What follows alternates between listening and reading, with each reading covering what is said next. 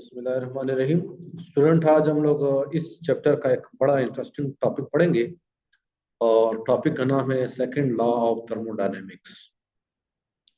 तो पहले आ जाते हैं फर्स्ट लॉ ऑफ थर्मोडायनेमिक्स में। तो देखिए, फर्स्ट लॉ ऑफ थर्मोडायनेमिक्स में हम लोगों ने पढ़ा कि अगर फर्ज करें मेरे पास क्यू हीट एनर्जी है, क्यू हीट एनर्जी है और ये एनर्जी में सिस्टम को अप्लाई करता हूँ, तो इस हीट एनर्जी से क्या होगा, उस सिस्टम में क्या तब्दीली आएगी। तो हम लोगों ने देखा था कि इस क्यू हीट एनर्जी का कुछ हिस्सा उस सिस्टम की इंटरनल एनर्जी इंक्रीज कर देगा, डेल्टा यू, और जो बकाया एनर्जी है उससे सिस्टम वर्क करेगा, उससे सिस्टम क्या करेगा, वर्क करेगा। तो हम लोगों ने पढ़ लिया था। तो फर्जी वैल्यूज मैं ले लेता हूं कि फर्ज करें मैं 100 जूल एनर्जी देता हूं, मैं 100 जूल हीट एनर्जी सप्लाई करता हूं सिस्टम को, तो हो सकता है कि 80 जूल जो है 80 जूल जो हीट एनर्जी है वो इंटरनल एनर्जी में बदल जाए और बकाया 20 जूल से क्या हो जाए, वर्क हो जाए। बकाया 20 जूल से क्या करे, सिस्टम वर्क करे। तो देखिए, एक तरफ भी 100, दूसरे तरफ भी 100। तो देखिए, ये जो फर्स्ट लॉ ऑफ थर्मोडायनेमिक्स था, ये असल में एक law of conservation of energy की स्टेटमेंट है। मतलब ये इसमें कोई खास बात नहीं है, ये बुनियादी तौर पर law of conservation of energy है। तो law of conservation of energy, सही। तो first law of thermodynamics is nothing, it is just simply a law of conservation of energy. तो देखिए, फर्स्ट लॉ ऑफ थर्मोडायनेमिक्स के मुताबिक ये मुमकिन नहीं है कि फर्ज कर एक सिस्टम की इंटरनल एनर्जी 80 जूल इंक्रीज हुई, सिस्टम ने 30 जूल वर्क किया, लेकिन आप लोगों ने उसको सप्लाई किया 90 जूल। आप लोगों ने उसको कितना सप्लाई किया, 90 जूल। तो देखिए, इस केस में आप देख सकते हो, एक तरफ 120 है, दूसरी तरफ 90 है, बराबर नहीं है। तो law of conservation of energy या फर्स्ट लॉ ऑफ थर्मोडायनेमिक्स कहता है कि ये पॉसिबल नहीं है। तो अभी आ जाते हैं कि एक और बात, फर्स्ट लॉ ऑफ थर्मोडायनामिक्स जो है दो चीजों के हवाले से खामोश है, दो चीजें हमें नहीं बताता। पहली बात यह है कि अगर फर्ज करें मेरे पास Q amount of heat energy हो, तो उससे मैं कितना वर्क हासिल कर सकता हूँ, उससे कितना वर्क में हासिल कर सकता हूँ, कितना वर्क गेन कर सकता हूँ, ये हमें नहीं बताता। और दूसरी बात हमें ये नहीं बताता कि जो हीट का फ्लो की डायरेक्शन है वो क्या है। आया हीट जो है हॉट से कोल्ड की तरफ फ्लो करता है, या हीट जो है कोल्ड से हॉट की तरफ फ्लो करता है, ये हमें नहीं बताता। तो इन दोनों क्वेश्चंस का आंसर के अगर आपके पास Q amount of heat energy है तो आप उससे कितना वर्क, यूजफुल वर्क हासिल कर सकते हैं, और हीट की direction from hot to cold है या कोल्ड टू हॉट है, ये इन क्वेश्चन का आंसर कौन देगा, सेकंड लॉ ऑफ थर्मोडायनेमिक्स। क्या है, सेकंड लॉ ऑफ थर्मोडायनेमिक्स। तो आ जाते हैं अभी सेकंड लॉ ऑफ थर्मोडायनेमिक्स पे। तो सेकंड लॉ ऑफ थर्मोडायनेमिक्स के दो स्टेटमेंट्स है। पहला स्टेटमेंट क्या है, इसको कहते हैं Lord kelvin statement. Lord kelvin एक बड़े मशहूर साइंटिस्ट थे, तो उन्होंने स्टेटमेंट दी और इसलिए इसको कहते हैं लॉर्ड केल्विन स्टेटमेंट। तो इस स्टेटमेंट को पढ़ लेते हैं, फिर आगे चलते हैं। कहता है, it is impossible to construct a heat engine which absorb heat energy from a hot reservoir and convert it completely into mechanical work। कहता है ये मुमकिन नहीं है कि हम लोग एक ऐसा हीट इंजन बनाएं जो कि हीट एनर्जी अब्सॉर्ब करे और सारी की सारी हीट एनर्जी वर्क में कन्वर्ट करे, ये पॉसिबल नहीं है। सही। तो चलिए नेक्स्ट स्लाइड पे चलते हैं और उसको समझने की कोशिश करते हैं।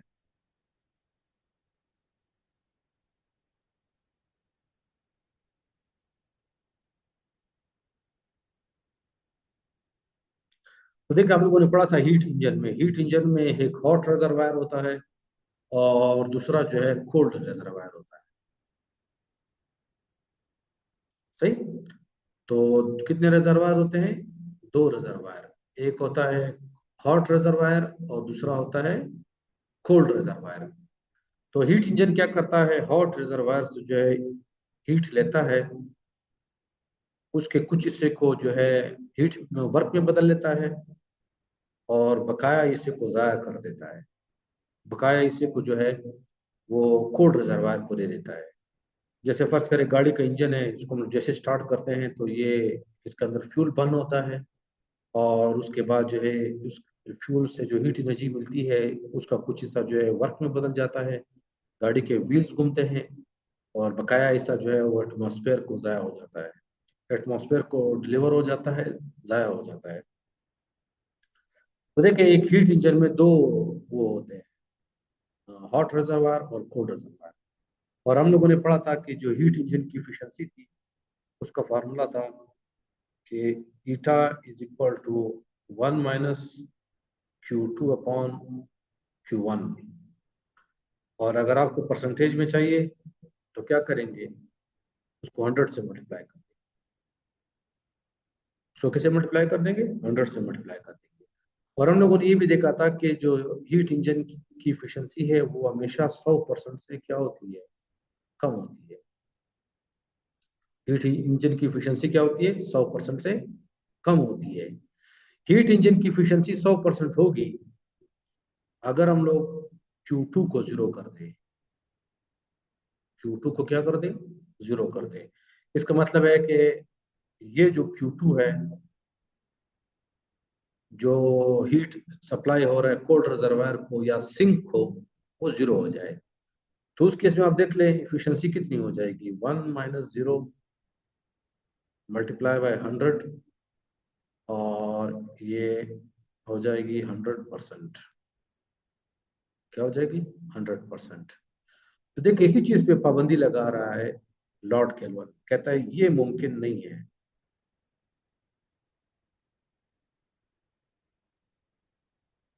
ये मुमकिन नहीं है, क्योंकि अगर इस तरह हो जाए तो उसका मतलब ये हुआ कि हमारे पास एक ऐसा हीट इंजन है जिसमें सिंगल रिजर्वायर है, सिर्फ हॉट रिजर्वायर है, वहां से हीट एनर्जी सप्लाई हो रही है, और हीट एनर्जी की तमाम जो है वर्क में कन्वर्ट हो रही है। तो कहता है ऐसा पॉसिबल नहीं है, ऐसा पॉसिबल नहीं है। तो देखिए ये चीज पॉसिबल नहीं है, इट इज इम्पॉसिबल। हम लोग एक हॉट रिजर्वायर से जो है हीट एनर्जी ले रहे हैं, और उस हीट एनर्जी को कंप्लीटली जो है वर्क में क्या कर रहे हैं, बदल रहे हैं। तो देखिए हमारे एटमॉस्फेयर में बहुत ज्यादा एनर्जी है, हमारे जमीन की जो एटमॉस्फेयर है उसमें बहुत ज्यादा एनर्जी है, लेकिन उस एनर्जी को हम लोग इस्तेमाल नहीं कर सकते, क्योंकि अगर उसको हम लोग हॉट रिजर्वायर मान ले तो हमारे पास एक कोल्ड रिजर्वायर भी चाहिए जिसका टेम्परेचर इस एटमॉस्फेयर से के टेम्परेचर से कम हो। तो हम लोग फिर इसको एक हीट इंजन बना लेंगे, एटमॉस्फेयर की एनर्जी को एक्सट्रैक्ट करेंगे, उसका कुछ हिस्सा मैकेनिकल वर्क में बदलेगा, और बकाया हिस्सा जो है वो रिजेक्ट हो जाएगा। तो देखिए लॉर्ड केल्विन कहता है कि ऐसा कोई सिस्टम पॉसिबल नहीं है, ऐसा इंजन पॉसिबल नहीं है जिसमें सिंगल रिजर्वायर हो, तमाम की तमाम हीट एनर्जी को इंजन एब्जॉर्ब करे, और तमाम की तमाम जो एनर्जी है उसको वर्क में कन्वर्ट करे। इम्पॉसिबल। तो पहली बात तो ये हो गई। दूसरी, अभी दूसरी स्टेटमेंट पे आते हैं, और वो स्टेटमेंट क्या है, रुडोल्फ क्लाजियस स्टेटमेंट। तो ये भी एक साइंटिस्ट का नाम है, तो उसी के नाम पे स्टेटमेंट का नाम ये रखा गया है। अब ये थोड़ा सा इंटरेस्टिंग वो है, स्टेटमेंट है। कहता है कि it is impossible to cause heat to flow from a cold body to hot body without expenditure of energy. तो देखिए कहता है कि ये पॉसिबल नहीं है कि जो हीट है वो फ्लो करे कोल्ड बॉडी से हॉट बॉडी की तरफ without the expenditure of energy, energy को खर्च किए बगैर। तो चलो इसको समझते हैं। तो देखिए फर्ज करिए एक रूम है, ये क्या है, रूम है, और इस रूम के अंदर आप लोगों ने एक कप रखा हुआ है,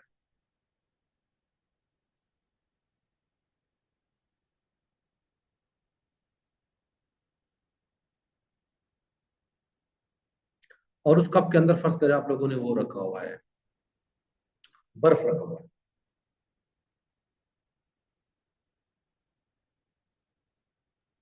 बर्फ के पीसीस रखे हुए हैं।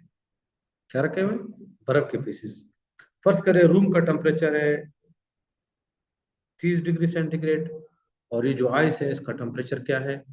0 डिग्री सेंटीग्रेड।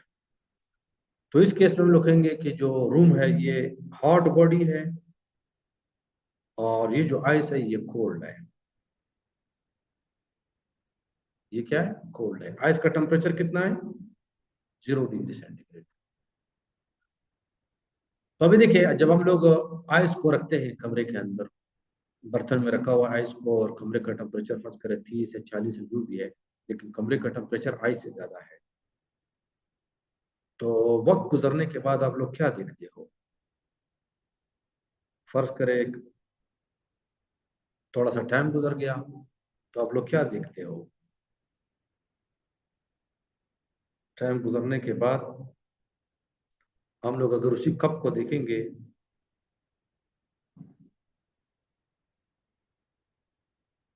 तो हम लोग देखेंगे कि उस कप के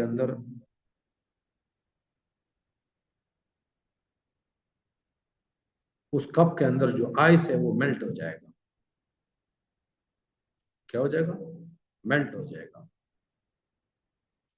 सही। तो अभी ये आइस मेल्ट क्यों हुआ? याद रख ले, आइस जब मेल्ट होता है तो उसके लिए हीट एनर्जी चाहिए। वो आइस जो है हीट एब्जॉर्ब करेगा, तो तभी वाटर में तब्दील होगा। ठीक है। तो देखिए वाटर में बदल गया। आइस को वाटर में बदलने के लिए हीट एनर्जी चाहिए। क्या चाहिए? हीट एनर्जी चाहिए। तो लाजिम बात है कि इसने हीट एनर्जी अब्जॉर्ब की है। तो हीट एनर्जी कहाँ से अब्जॉर्ब की है? हीट एनर्जी जो है इसने रूम से अब्जॉर्ब की। कहाँ से अब्जॉर्ब की है? रूम से अब्जॉर्ब की है। तो देखिए यहाँ पे हम लोगों ने देखा कि हीट ने फ्लो किया हॉट से कोल्ड की तरफ, हॉट से कोल्ड की तरफ। तो रूम में हम लोगों ने कप रखा था, उसमें आइस थी, लेकिन आइस पिघल गई। तो आइस ने जो है हीट एब्जॉर्ब किया। कहाँ से एब्जॉर्ब किया? रूम से। रूम हॉट है, आइस कोल्ड है। तो देखिए हमें यहाँ से पता चल रहा है कि हीट जो है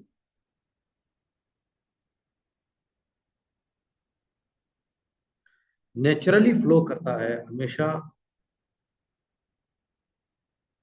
हॉट से किसकी तरफ?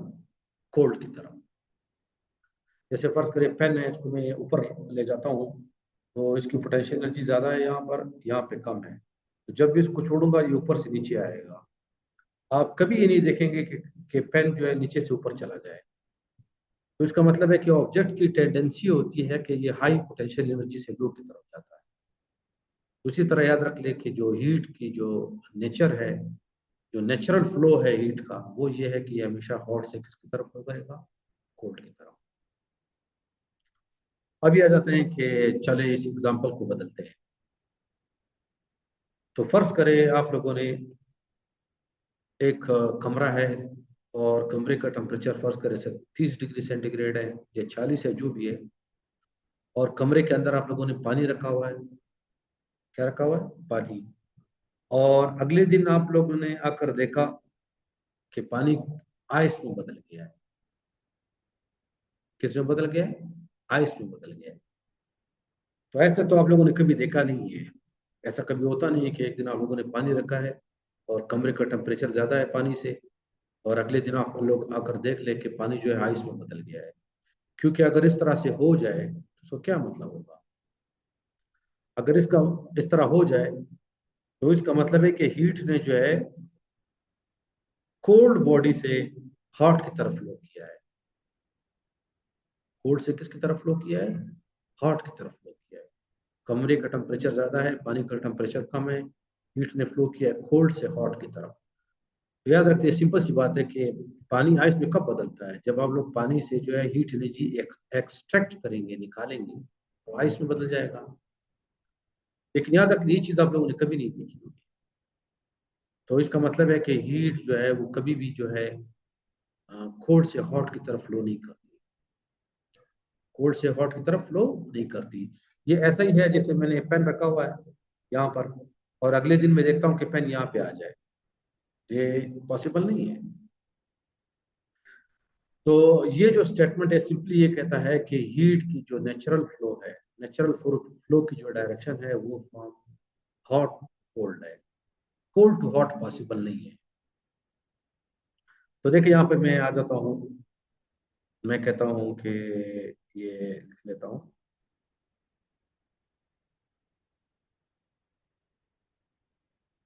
हॉट, और यहाँ पे मैं क्या लिखता हूँ, कोल्ड। तो हीट हॉट से कोल्ड की तरफ क्या करेगा, नेचुरली फ्लो करेगा।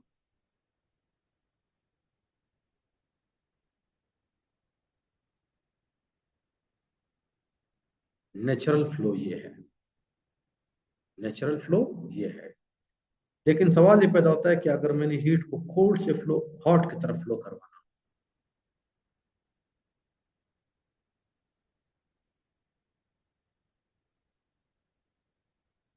अगर मैंने हीट को कोल्ड से हॉट की तरफ फ्लो करवाना हो, तो क्या ये नेचुरली हो सकता है? खुद ब खुद ये हो सकता है, खुद ब खुद। याद रख ले, हीट कभी भी कोल्ड से हॉट की तरफ फ्लो नहीं करेगा।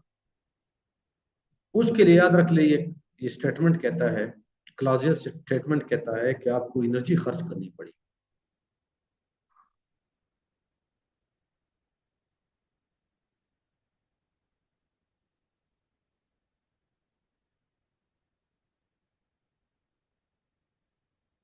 आपको क्या करना पड़ेगा, एनर्जी खर्च करना पड़ेगा, अगर आप चाहते हो कि हीट कोल्ड से किसकी तरफ फ्लो करे, हॉट की तरफ फ्लो करे। तो आ जाते हैं, इसको समझते हैं ये कहाँ पे हो रहा है इस तरह।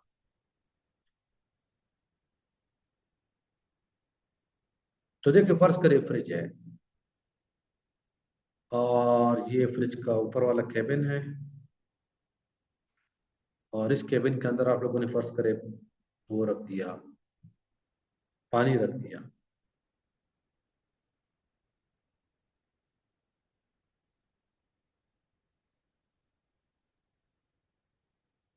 क्या रख दिया, पानी रख दिया।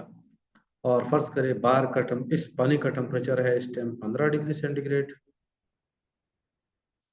और बाहर का टेम्परेचर है फर्ज करें 30 डिग्री सेंटीग्रेड। कितना है, 30 डिग्री सेंटीग्रेड।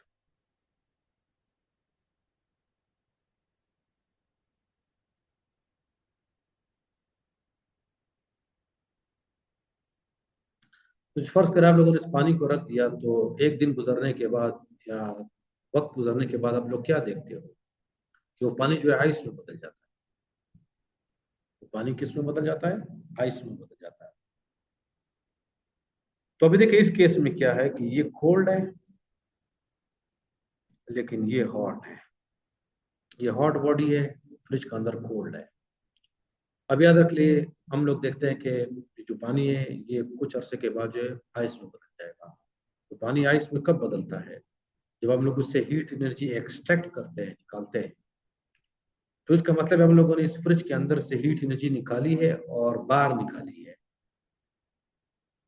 हीट एनर्जी निकाली है और बाहर फेंक दी है। तो हीट का फ्लो हम लोगों ने क्या करवाया है, कोल्ड से हॉट की तरफ, कोल्ड से हॉट की तरफ। लेकिन अब यहाँ पे आपके जहन में क्वेश्चन आ रहा होगा कि मैंने तो अभी कहा कि हीट जो है हॉट से कोल्ड की तरफ फ्लो करता है, कोल्ड से हॉट की तरफ फ्लो नहीं करता। यहाँ पे किस तरह हो रहा है, तो देखिए यहाँ पर मैंने कहा था कि नेचुरल डायरेक्शन जो हीट की फ्लो की है वो फ्रॉम हॉट टू कोल्ड है। लेकिन अगर आप एनर्जी खर्च करेंगे तो हीट को फ्लो करवा सकते हैं फ्रॉम कोल्ड टू हॉट। अगर आप एनर्जी खर्च करेंगे तो हीट को फ्लो करवा सकते हैं from hot, cold to hot. तो अभी देखिए यहाँ पर ये जो फ्रिज है, फ्रिज को हम लोग इलेक्ट्रिकल एनर्जी देते हैं, फ्रिज को हम लोग क्या देते हैं, इलेक्ट्रिकल एनर्जी देते हैं। अगर आप फ्रिज को इलेक्ट्रिकल एनर्जी ना दो और फ्रिज में इस तरह का पानी रख दो, तो कभी भी आप नहीं देखेंगे कि वो पानी जो है उसमें बदल जाए, आइस में बदल जाए। तो ये जो काम हो रहा है कि हीट फ्लो कर रहा है फ्रॉम कोल्ड टू हॉट, ये जो है एनर्जी के एक्सपेंडिचर के बलबूते पर हो रहा है। हम लोग एनर्जी खर्च कर रहे हैं और उसके बलबूते पे ये काम हो रहा है। अगर हम लोग एनर्जी खर्च ना करें तो ये कभी भी पॉसिबल नहीं है। तो ये स्टेटमेंट ये थी law sorry thermodynamics, second law of thermodynamics की स्टेटमेंट कि हीट जो है फ्लो करता है from hot to cold naturally, लेकिन अगर आप चाहते हो कि रिवर्स कर दो उस फ्लो को फ्रॉम कोल्ड टू हॉट, तो आपको एनर्जी खर्च करना पड़ेगी। विदाउट एनर्जी एक्सपेंडिचर जो है ये पॉसिबल नहीं है। तो आप लोग इसके ऊपर थोड़ा सोच लें और अपने रोजमर्रा जिंदगी में आसपास कोई ऐसा केस आप बताएं कि जिसमें आपके ख्याल में जो है law of conservation sorry second law of thermodynamics की वायलेशन हो रही है। हीट जो है कोल्ड से हॉट की तरफ फ्लो कर रहा है लेकिन खुद ब खुद फ्लो कर रहा है। तो आप इसको ऊपर थोड़ा गौर कर लें।